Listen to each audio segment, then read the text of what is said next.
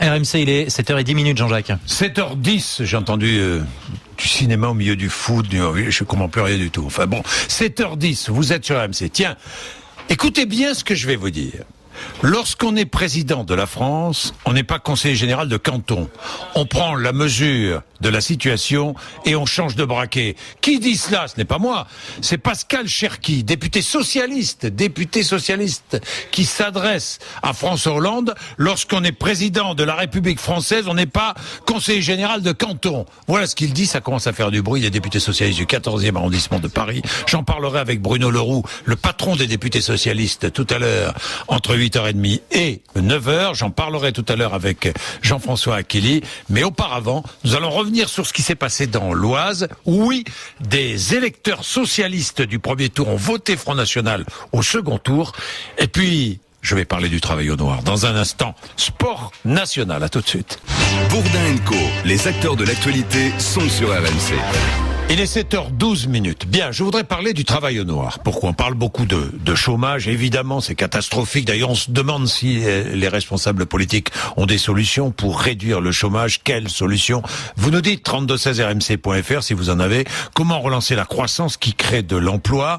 Les plus de 50 ans, les moins de 25 ans, les chômeurs de longue durée, tout augmente.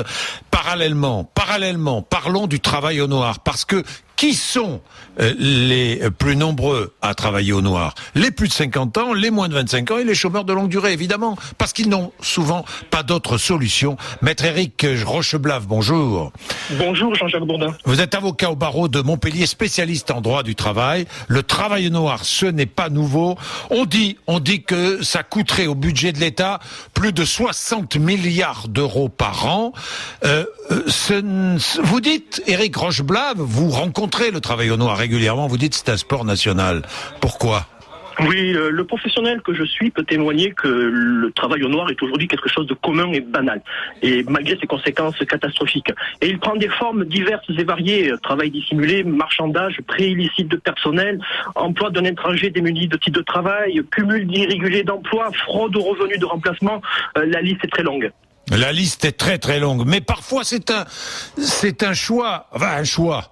On est obligé de travailler au noir, Éric Rocheblave. Pour d'autres, c'est aussi un choix parce qu'on travaille à temps partiel et puis on fait un peu de travail au noir à côté. On préfère ça à un CDI finalement. Éventuellement, mais dans ce cas-là, lorsque le salarié lui-même fait le choix de travailler au noir, il faut savoir qu'il peut être poursuivi par les organismes sociaux, d'avoir remboursé éventuellement les prestations qu'il a pu recevoir de façon illicite. Oui, le travail dissimulé, bon, c'est pareil, hein. En fait, c'est le terme civilisé, travail dissimulé. Hein. Non, le travail dissimulé est une partie du travail illégal. Le travail illégal prend plusieurs formes. Depuis la loi du 2 août 2005, le travail illégal regroupe un ensemble de fraudes. Oui, un ensemble de fraudes.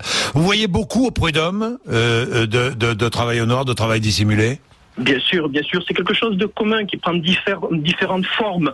Vous avez les absences de déclaration préalable à l'embauche, l'absence de bulletin de paie ou de mention de bulletin de paie d'un nombre d'heures exact, d'un nombre d'heures de travail effectué extérieur à celui qui est mentionné sur les bulletins de salaire, des faux statuts, faux statuts de travailleurs indépendants, faux stagiaires, faux bénévoles, faux gérants mandataires.